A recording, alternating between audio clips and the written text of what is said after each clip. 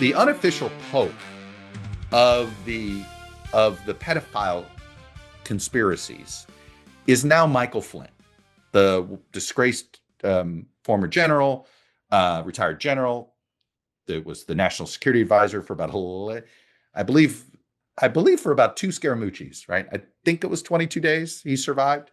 Scaramucci is 11 days, if I'm not mistaken. I hope I have that right. Anthony will let me know if I've gotten that wrong. So I think Flynn was 2 Scaramucci's in office there. And he went real deep into QAnon to the point where it's almost like he decided, well, if no one knows who Q is, I'll let people think it is me. So anyway, you have to understand this. So he writes this very long post on X, and it's directed at Donald Trump. Let me read a portion of it. He says, to Donald Trump, I hesitated to write this. However, with the utmost respect and deference to you for all you've withstood, few know it better than me what the deep state can do when they want to turn on a person. The Epstein affair is not about who killed him or if he committed suicide personally. I'm glad this known pedophile is dead, but neither is this a hoax. This issue goes beyond that. Michael Flynn writes, there are millions of Americans who overwhelmingly voted for you to be our president, and we want you to be massively successful. No more than me. Personally, I still have a target on my forehead. Our country is facing a level of internal subversion, and it is a relentless attack on the very foundation of our constitutional republic. So he is knee-deep in this belief that there are these hidden forces coming after him. All right. He's really, and the question is, does he really believe it, or is this just a giant grift because he bailed him out of financial trouble? I certainly assume it's a financial grift, but we'll see. He continues. I'm not going to read the whole thing, but he continues here at the end because this part's important. He says, an element that is of great importance surrounding this Epstein affair is the fact that this man was a known pedophile, had a list of clients who represented the upper crust of society and likely did untoward things to children on his island, in his homes, in New York City and New Mexico, and maybe elsewhere, and he was convicted of it. I want to single out the word pedophilia here a minute. So, as you know, the entire QAnon bizarreness is sort of the importance of believing your political opponents are pedophiles is important in the whole dehumanization process, right? This is, I think, at the heart of this of this unfortunate climate that we're all living in right now, and it's harsher, of course, online than it is in real life, but it's had some real life consequences, right? That this gentleman that really thought there was some sort of, kids being held captive in the basement of a pizza shop in Washington, D.C. He shows up and there is no basement. Nothing is there. And he was about to possibly kill a whole bunch of innocent patrons and the owner of a pizza shop in Washington, D.C. But Jeffrey Epstein doing what he did, he's sort of like the 6 degrees of Kevin Bacon game for this crazy conspiracy theory. Once you have bought in that the left is not just against you culturally, but is against you because they're a cabal of pedophiles. And again, this is what this crowd is believing. This is where Marjorie Taylor Greene gets her energy from. This is Michael Flynn. This is this world. This is how Dan Bongino made a fortune conning these people with his media. And all of a sudden, if Donald Trump is saying the Jeffrey Epstein story is a hoax, I call it the Epstein hoax.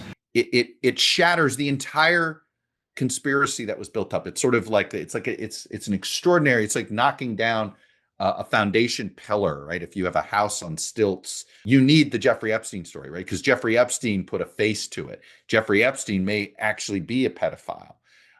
Jeffrey Epstein knew all these famous people, right? Now, does that mean just because he knew these famous people, does that mean all of them are now this? Well, to Michael Flynn, it is, right? Now, again, I go back. I don't know whether Michael Flynn really believes this now, or whether this has just been so financially lucrative for him to be the face of this of this crowd that he has, as the unofficial high priest of the QAnon crowd and believers of this conspiracy, he had to push back or his financial empire would crumble. So this is the part where you end up finding out, does Donald Trump fully understand his base, right? There's always been two distinct bases with Trump. There's the actual working class base, the ones that demographically are the non college educated crowd, the people that the different people that shower at night, shower after work versus showering before work, right? That's sort of like, do you shower when you come home for work, or do you shower before you go to work, right? That sort of blue collar, white collar mindset. And then there's the crazy conspiracy theorists.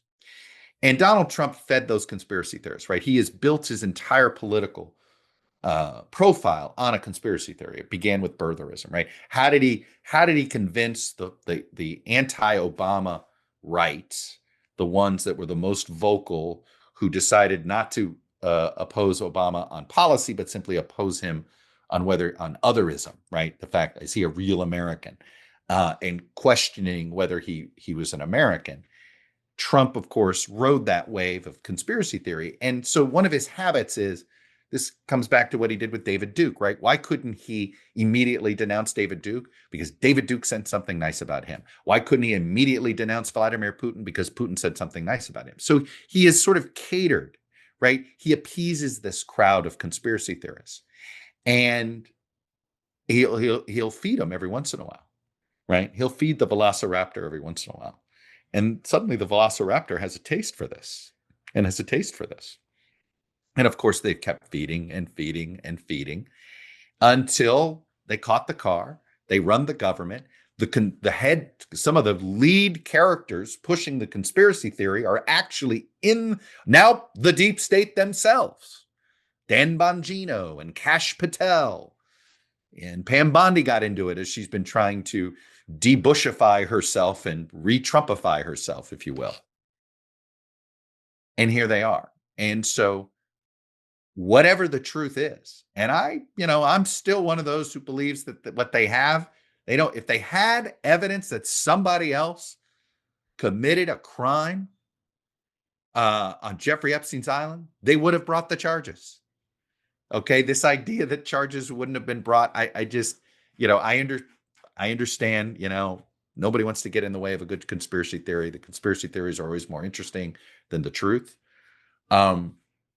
But when you've spent 12 years torching institutions, torching those who were trying to speak the truth, and then you're in charge of said organization, and then you're like, you can't believe they don't believe you. And it's like, well, you reap what you sow.